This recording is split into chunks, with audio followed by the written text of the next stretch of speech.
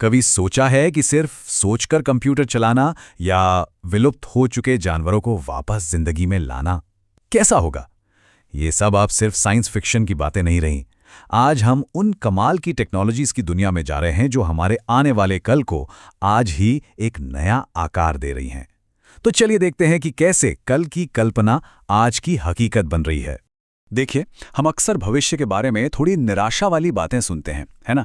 खासकर social media पर तो यही माहौल रहता है। लेकिन ये जो कोट है, ये हमें एक अलग ही नजरिया देता है। ये याद दिलाता है कि टेक्नोलॉजी की दुनिया में कुछ ऐसा भी हो रहा है जो सच में उम्मीद जगाता है। तो चलिए आज उसी उम्मीद की पड़ताल करते हैं। देखिए, हर बड़ी क्रांति की शुरुआत एक छोटे से आइडिया से होती है। हमारी ये कहानी भी एक इंसान से शुरू होती है, ये देखने के लिए कि कैसे एक अकेला विचार किसी की पूरी दुनिया को बदल सकता है। तो सबसे पहले आइए उन टेक्नोलॉजीज पर फोकस करते हैं जो बहुत ही पर्सनल लेवल पर जिंदगी बदल रही हैं। मतलब वो इनोवेशन जो लोगों को उनकी खोई हुई काबिलियत वापस दिला रही हैं और उन्हें दुनिया से एक नए तरीके से जोड़ रही हैं। ये कहानी नोलन की है। एक भयानक एक्सीडेंट ने उन्हें गर्दन के नीचे से पैरालाइज कर दिया। सोचिए, 8 साल तक वो एक ऐसी दुनिया में फंसे रहे जहां उनका शरीर उनके दिमाग की बात नहीं मान सकता था। और फिर एंट्री होती है न्यूरल लिंक की। ये सिर्फ एक चिप नहीं है, ये एक क्रांतिकारी ब्रेन कंप्यूटर इंटरफेस है।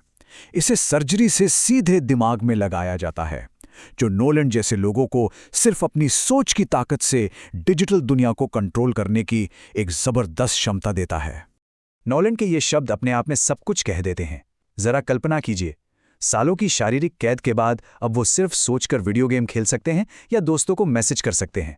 ये आज़ादी का एक बिल्कुल नया लेवल है। ये सिर्फ टेक्नोलॉजी नहीं, ये जिंदगी को फिर से पाने जैसा है। दिमाग की ताकत से आगे बढ़ते हुए अब देखते हैं कि टेक्नोलॉजी शरीर को कैसे बदल रही है। मिलिए 12 साल के काई से। वो बिना हाथ के पैदा हुआ था, लेकिन अब उसके पास एक ऐसा बायोनिक हाथ है जो सीधे उसके नर्वस सिस्टम से जुड़ा है। ये कोई साधारण नकली हाथ नहीं है, ये सीधे उसकी नसों से आने वाले सिग्नल्स को पढ़ता है, जिससे वो अपनी उंगलियों को वैसे ही हिला सकता है जैसे कोई और। जब काई कहता है ये मेरी जिंदगी का सबसे अच्छा दिन है, तो उस पल की ताकत को महसूस किया जा सकता है। एक बच्चे को दुनिया को छूने और महसूस करने की काबिलियत वापस मिल रही है। तो व्यक्तिगत कहानियों से आगे बढ़ते हुए अब उन इनोवेशंस पर नजर डालते हैं जो हम सभी की जिंदगी पर असर डालने वाले हैं। ये वो टेक्नोलॉजीज हैं जो हमें हमारा सबसे कीमती तोहफा वापस दिलाने का वादा करती हैं, और वो है समय। हम सब ट्रैफिक में फंसने की फ्रस्ट्रेशन को जानते हैं, है ना? अब जरा कल्पना कीजिए कि आप इस सब से ऊपर उड़कर निकल जाएं। फ्लाइंग कार्स ठीक यही करती हैं, वो सड़कों और ट्रैफिक लाइट्स को बाईपास कर देती हैं। जैसा कि एक टेस्ट में देखा गया, एक फ्लाइंग कार ने उसी सफर को जमीनी कार के मुकाबले आधे समय में पूरा कर लिया। ये रोज के सफर में एक क्रांति है। अब डिलीवरी की बात करते हैं। सोचिए कि आपको कुछ चाहिए और वो घंटों के बजाय मिनटों में आपके पास पहुंच जाए, भले ही आप कहीं भी हों। ड्रोन डिलीवरी इसे मुमकिन बना रही है, जैसे जंगल के बीच में कैंप कर रहे लोगों तक स्नैक्स पहुंचाना। और हाँ, ये कोई भविष्य का सपना नहीं है। गूगल की कंपनी विंग 7,50,000 से ज्यादा डिलीवरीज पहले ही कर चुकी हैं। मतलब ये टेक्नोलॉजी आ चुकी है और काम कर रही है, जो हमारे सामान पाने के तरीके को पूरी तरह से बदल रही है। चलिए अब और बड़े पैमाने पर सोचते हैं। हमारा प्लैनेट, हम इतनी बड़ी आबादी को सस्टेनेबल तरीके से कैसे खिला सकते हैं और अपनी बायोडाइवर्सिटी को कैसे बचा सकते हैं? टेक्नोलॉजी इन बड़े सवालों के जवाब भी दे रही है। इस आंकड़े के बारे में एक पल सोचिए, 22 करोड़। इतने मुर्गों को हर दिन खाने के लिए मारा जाता है। ये एक चौंकाने वाला नंबर है जो हमारे फूड सिस्टम के स्केल को दिखाता है। और यही वो चैलेंज है जिसे कल्चर्ड मीट जैसी टेक्नोलॉजी हल करने की कोशिश कर रही है। तो ये बनता कैसे है? सुनने में बड़ा साइंटिफिक लगता है, पर असल में प्रोसेस काफी सीधा है। एक अंडे से कुछ सेल्स लिए जाते हैं, उन्हें जरूरी न्यूट्रिएंट्स दिए जाते हैं और उन्हें बढ़ने दिया जाता है। नतीजा बिल्कुल असली स्वादिष्ट चिकन मीट, लेकिन बिना किसी जानवर को नुकसान पहुंचाए। ये हमारे खाने के बारे में सोचने के तरीके को पूरी तरह बदल सकता है। अब कुछ ऐसा जो सीधे किसी साइंस फिक्शन फिल्म से आया लगता है, डी एक्सटिंक्शन। हम उन प्रजातियों को वापस लाने की बात कर रहे हैं जो हमेशा के लिए खत्म हो चुकी हैं। हाँ, बिल्कुल सही सुना। और नहीं, इसका मकसद कोई जुरासिक पार्क बनाना नहीं है। कंपनियां वुली मैमथ जैसी कीस्टोन प्रजातियों को वापस लाने पर फोकस कर रही हैं, जो पूरे इकोसिस्टम को फिर से बैलेंस करने में मदद कर सकती हैं। और इससे भी ज़रूरी बात यह है कि वो लुप्त हो रही प्रजातियों के डीएनए को एक बायो वॉल्ट में बचाकर रख रही हैं, जो भविष्य के लिए एक जेनेटिक इंश्योरेंस पॉलिसी की तरह है। और अब हम अपनी महत्वाकांक्षा को आखिरी पड़ाव तक ले जाते हैं, सितारों तक।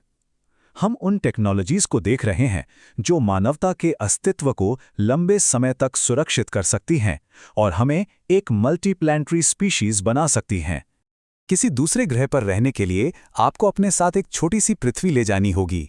यही बायोस्फीयर 2 का आइडिया है। ये एक बहुत बड़ा सील्ड इकोसिस्टम है जिसे ये टेस्ट करने के लिए डिज़ाइन किया गया है कि क्या हम मंगल या उससे भी आगे आत्मनिर्भर कॉलोनियां बना सकते हैं। लेकिन वहां पहुंचेंगे कैसे? इसका जवाब है स्पेसएक्स का स्टारशिप। ये सिर्फ एक रॉकेट नहीं है, ये एक इंटरप्लैनेटरी बस की तरह है। हर एक उड़ान 100 लोगों को मंगल पर ले जा सकती है, जो एक नए ग्रह पर मानवता के भविष्य की नींव रखेगी।